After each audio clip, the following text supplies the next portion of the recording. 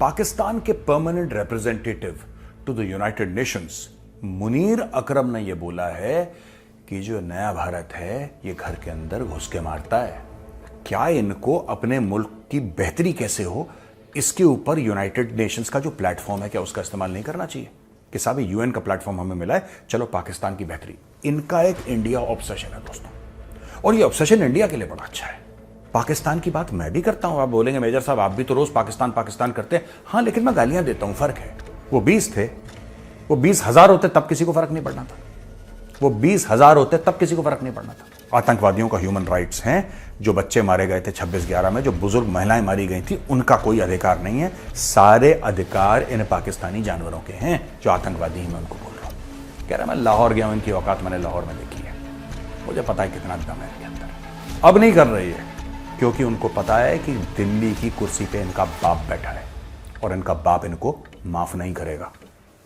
जय हिंद दोस्तों, मैं हूं मेजर गौरवारी और आप देख रहे हैं द चाणक्य डायलॉग्स। इस वीडियो को लाइक करिए, हमारे चैनल को सब्सक्राइब करिए, बेल आइकन दबाना बिल्कुल भी मत भूलिएगा। पाकिस्तान के permanent representative to the United Nations Munir Akram ने यह बोला है कि जो नया भारत है ये घर के अंदर घुस के मारता है। उन्होंने ये बोला है कि नया भारत है बड़ा खतरनाक है दुनिया के लिए। इस नए भारत ने पाकिस्तान के अंदर लोग भेजे हैं, अपने हत्यारे, अपने एजेंट्स पाकिस्तान के अंदर भेजे हैं और कई पाकिस्तानियों को मौत के घाट उतार दिया। यह भारत ऐसा है कि अपने दुश्मनों को नहीं छोड़ता, चाहे वो अमेरिका हो चाहे वो कनाडा, और पूरी दुनिया में भारत की दहशत है। अब दोस्तों ये क्यों बोला मुनीर अकरम ने? ये देखिए, ये पाकिस्तानियों का माइंडसेट है।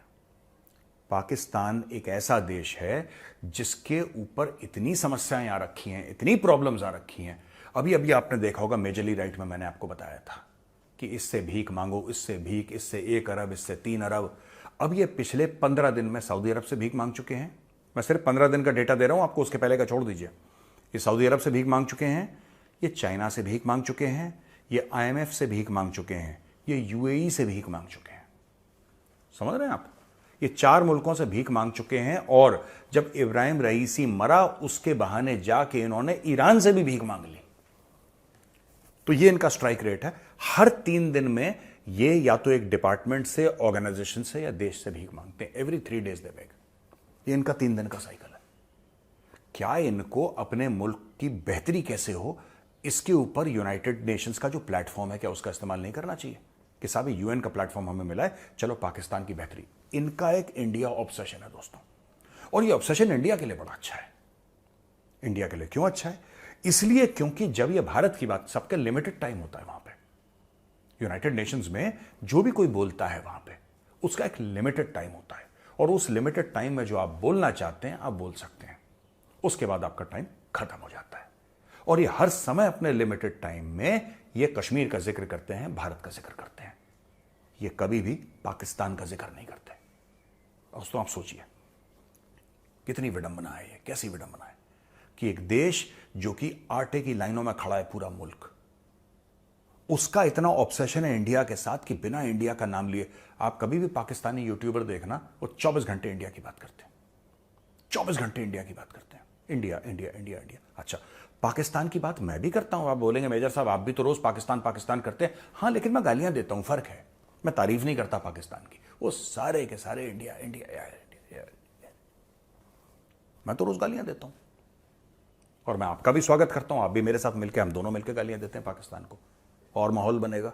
देखिए दोस्तों, अब ये क्या कहना चाह रहा है, ये जो मुनीर अकरम है ये कहना क्या चाह रहा है? ये कहना चाह रहा है कि देखिए भारत ने असैसिनेशन कर दिया पाकिस्तान के अंदर,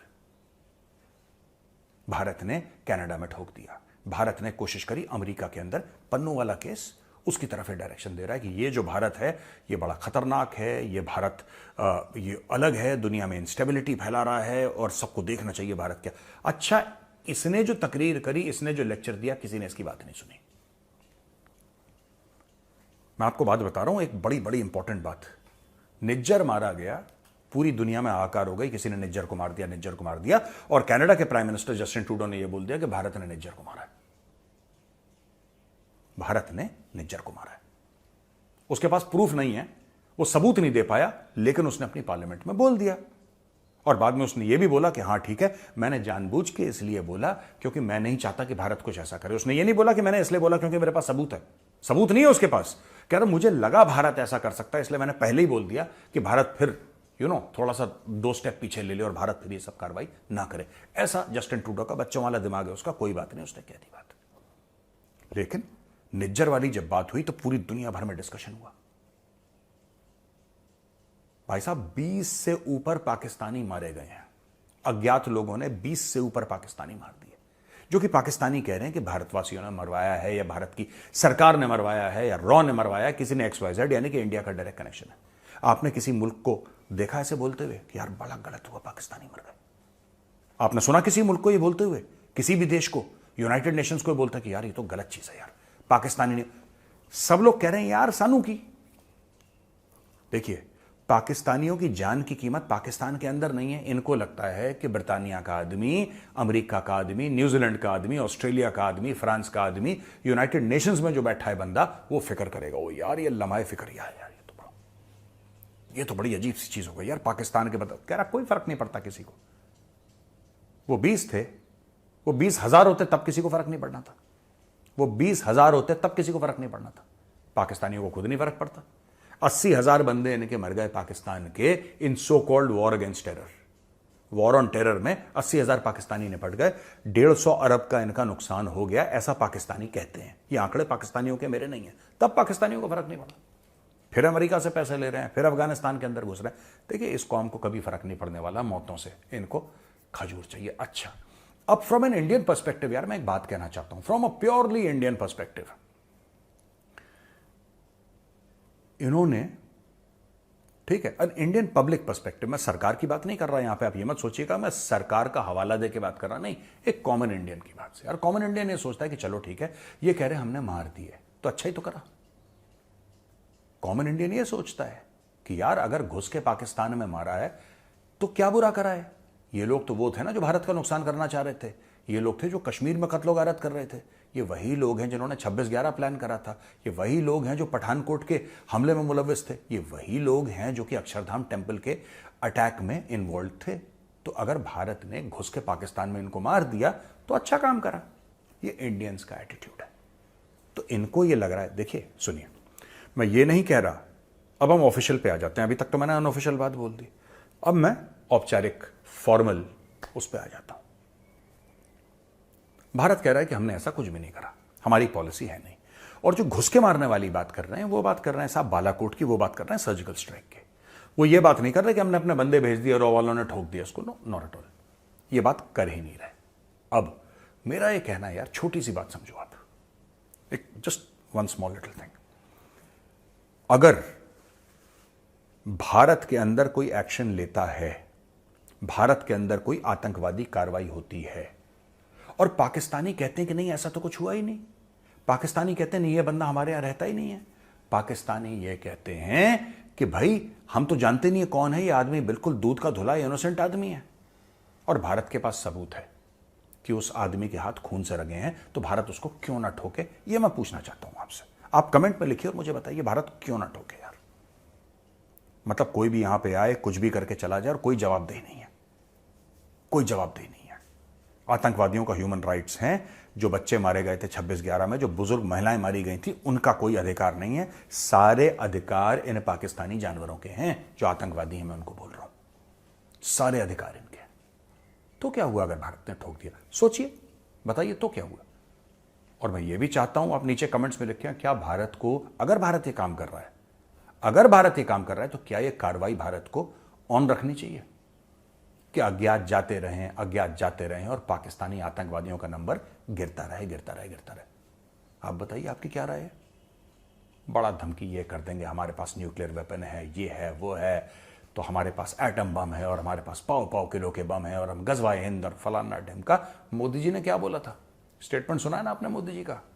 कह रहा मैं लाहौर गया हूं, इनकी औकात मैंने लाहौर में देखी है, मुझे पता है कितना दम है इनके अंदर। ठोक दिया तो मैं मोदी ने, बताओ तुम क्या करोगे? ठोक दिया, तुम्हारे घर के अंदर घुस के ठोक दिया, और बताओ तुम्हारी जितनी भी खुजली है ना ये 26/11 की, और हम अजमल कसाब को भेज, तुम भेजो अजमल कसाब को एक बार फिर से, तुम भेजो, फिर देखना तुम्हारे मुल्क का ऐसा दमादम मस्त कलंदर होगा ना, नंगे पैर नाचोगे सड़क पे तुम? भेजो तुम, अब भेज। अब नहीं भेज रहे पाकिस्तानी, अब नहीं कर रही है, क्योंकि उनको पता है कि दिल्ली की कुर्सी पे इनका बाप बैठा है और इनका बाप इनको माफ नहीं करेगा। वो घसीटेगा ज्यादा, मरेगा कम।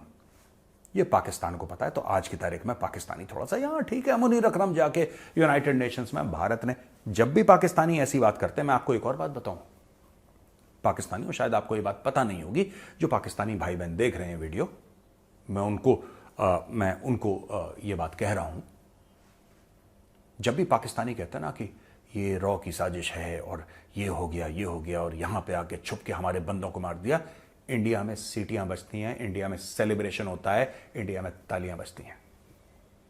वो पता नहीं कौन अज्ञात है, अज्ञात मतलब अननोन, जिसको आप लोग कहते हैं ना नामालूम अफराद, वो नामालूम कौन है हमें भी नहीं पता।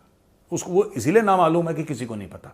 लेकिन जब भी नामालूम जाके किसी लश्कर तैयबा, किसी जैश मोहम्मद, किसी हिजबुल मुजाहिदीन, किसी खालिस्तानी दहशतगर्द को पाकिस्तान के अंदर ठोकता है, भारत में सेलिब्रेशन होते हैं। भारत के ड्राइंग रूम में, भारत की बैठकों में चीयर्स होती है, लोग एक दूसरे को मुबारकबाद देते हैं। सुना यार कल अज्ञात ने फिर से काम कर दिया कराची में, मुबारक हो भैया, मुबारक हो, बहुत बहुत शुभकामनाएं। ये बातें होती हैं भारत में। तो मैं मुनीर अकरम को कह रहा हूं कि तुम्हें कहीं पर भी बोलना है तुम बोलो, तुम्हें यूनाइटेड नेशंस में बोलना है बोलो, ठीक है। अपने कौम की इज्जत, अपने कौम की गैरत जो बची कुची है पतीले की खुरचन जैसी, उसको गिरवी रख के अमेरिका के पैरों में जाके गिर के गिड़गिड़ाना है, तुम वो भी कर लो, वो भी कर लो। लेकिन जो भारत मां के खिलाफ कार्रवाई करेगा, जो भारत मां के बेटे बेटियों को मारेगा, अज्ञात कभी ना कभी आएंगे और रात को उसके घर पे दस्तक देंगे। आप ये कहते हैं ना नया भारत है, ये कैसा भारत है? ये नया भारत है, ये दुनिया में अस्थिरता फैला रहा है, ये नया भारत है, ये बहुत बुरा भारत है, ये मोदी का नया भारत है। हाँ, ये मोदी का नया भारत है। वो दिन चले गए जब तुम 26/11 करते थे और यहां पे एयर चीफ मार्शल, इंडिया के एयर चीफ मार्शल, ठीक है, air chief marshal Fali Major ये कहते थे कि मेरे जहाज तैयार हैं सर, हमारे जहाज तैयार हैं, इंडियन एयरफोर्स तैयार है, आप हुक्म दीजिए। पाकिस्तान की खिड़कियां खड़का देंगे, आप हुक्म दीजिए सर। और सरकार कहती थी air chief martial please stand down, कुछ करने की जरूरत नहीं है, हम पाकिस्तान के साथ जंग अफोर्ड नहीं कर सकते। पाकिस्तान के पास न्यूक्लियर हथियार हैं, अगर पाकिस्तान ने न्यूक्लियर बॉम्ब चला दिया तो क्या होगा? यहां पे पिछली सरकारों का यह रवैया था। अब की सरकार का यह रवैया है कि उनके पास न्यूक्लियर बम कुछ नहीं है, ये झूठे हैं, ये लाहौरी लंगूर झूठे हैं। और अगर तुम्हारे पास न्यूक्लियर है ना, तो हमारे पास तुमसे बेहतर है, तुमसे अच्छे डिलीवरी सिस्टम है। मार रहे हैं, घुस के मार रहे हैं, एहसान समझ के मार खाते रहो, एहसान समझ के मार खाते रहो। बीच बीच में अज्ञात आएंगे, बीच बीच में अज्ञात तुम्हें टीका लगा के नारियल फोड़ के जाते रहेंगे। एहसान समझो, ठीक है। मेहमान नवाजी करो उनकी, आदर सत्कार करो उनका, स्वागत करो उनका। मुंह खोलोगे, मुंह के अंदर जाएगा ब्रह्मोस, कहां से गया कहां से निकला ये तक पता नहीं लगेगा तुम्हें, ठीक है। और मुनीर अकरम बेटा, तू जो रो रहा है ना वहां पे यूएन में, तू रोता रहे, किसी के बाप को तो टके का फर्क नहीं पड़ता, ठीक है।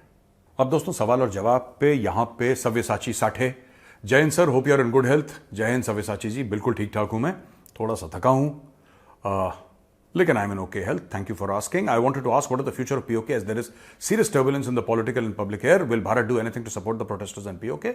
जय श्री राम, जय श्री राम साठे साहब।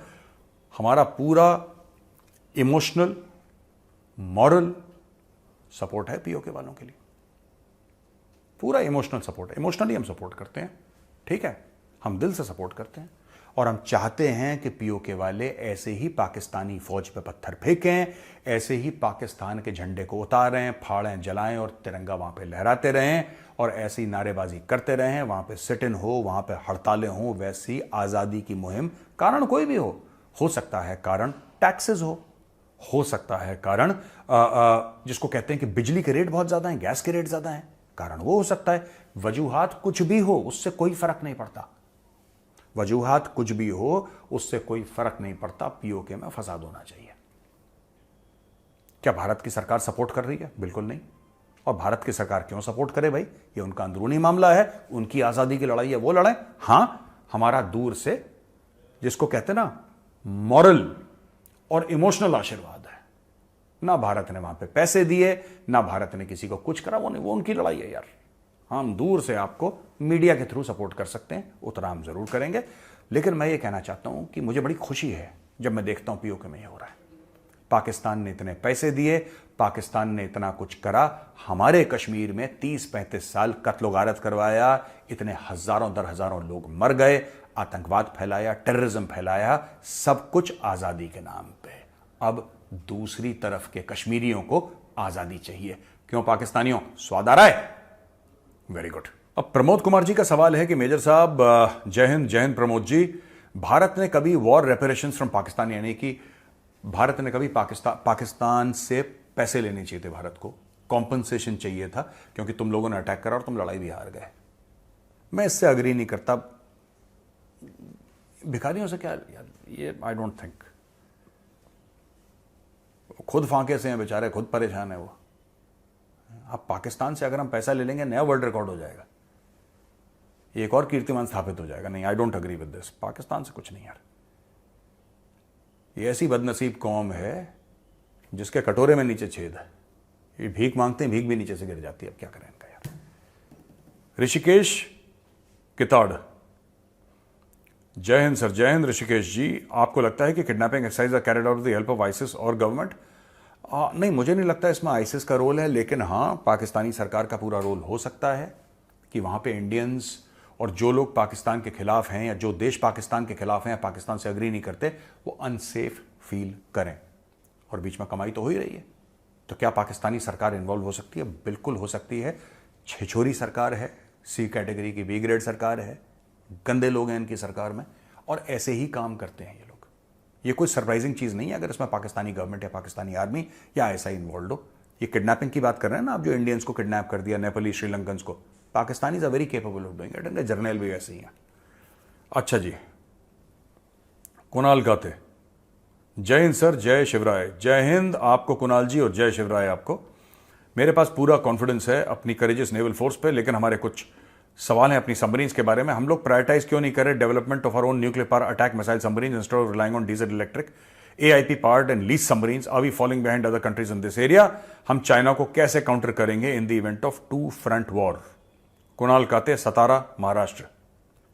कुणाल जी, आपको INS अरिहंत के बारे में पता होगा, INS अरिघात के बारे में पता होगा। तो भारत इसके बारे में ज्यादा डिस्कस नहीं करता, लेकिन न्यूक्लियर पावर सबमरीन भारत में बन रही हैं इंडिजिनसली।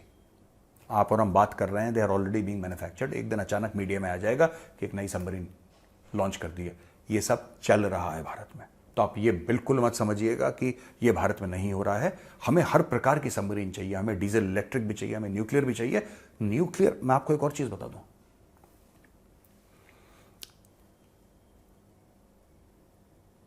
मैं कई बार गया नेवी, कई बार नहीं, 2-3 बार गया नेवी वालों से रिक्वेस्ट करने के लिए कि सर मुझे ना INS अरिहंत पे शूट कर सकता हूं। तो मैंने चाय पी ली, चाय ऑफर करी उन्होंने, मैं बैठा वहां पे, सीनियर ऑफिसर थे, तो गौरव चाय पियो। मैंने बोला हाँ सर। चाय पी ली। मैंने बोला सर एक रिक्वेस्ट है, बताओ। सर INS अरिहंत है ना? कह रहा हाँ। मैंने बोला मुझे शूट करना है सर INS अरिहंत पे, क्या मैं कर सकता हूं? मेरी तरफ देखा, घंटी बजाई, बेरा आया अंदर, बोला कि साहब को एक और कप चाय पिलाओ। यह है INS अरिहंत। नेवी वाले उसका नाम तक नहीं लेते, इतनी खुफिया है, उसके क्रू की शक्ल किसी ने नहीं देखी। और इवन इंडियन नेवी के ऑफिसर्स INS अरिहंत के अंदर नहीं जा सकते क्रू के अलावा। It is controlled at the highest level. तो अगर न्यूक्लियर सबमरीन बन रही है, जो कि बन रही है, अरिघात है, और उसके बाद और भी बनेंगे न्यूक्लियर सबमरीन्स, आपको और मुझे कभी पता नहीं लगेगा जब तक नेवी ना चाहे कि वो सामने आए मैटर, और पूरे मीडिया के सामने नेवी अनाउंस ना करे कि दोस्तों ये सामने। वो कहां पे आती है INS अरिहंत, कौन से डॉक पे आती है, कहां पे लोग जाते हैं, it is absolutely top secret, nobody nose. तो आप ये मत सोचिएगा भारत पीछे, ये सब कॉन्फिडेंशियल मामला, टॉप सीक्रेट मामला, मुझे कम से कम बिल्कुल नहीं पता। बस मुझे वो नेवी ऑफिसर की शक्ल याद है, मैं उनके ऑफिस में बैठा हूं और मैं कह रहा हूं सर क्या मैं शूट कर सकता हूं, और उन्होंने सिर्फ एक बात बोली कि साहब के लिए एक और कप चाय लाओ। बेसिकली उनका यह कहना था कि बेटा चाय पियो, मुंह बंद रखो और जाओ वापस। तो दोस्तों यहां पे एपिसोड खत्म होता है, वीडियो खत्म होता है। कैसा लगा ये वीडियो? अगर पसंद आया ना तो इस वीडियो को लाइक करिए, हमारे चैनल को सब्सक्राइब करिए, बेल आइकन दबाना बिल्कुल भी मत भूलिएगा। जय हिंद, वंदे मातरम, भारत माता की जय।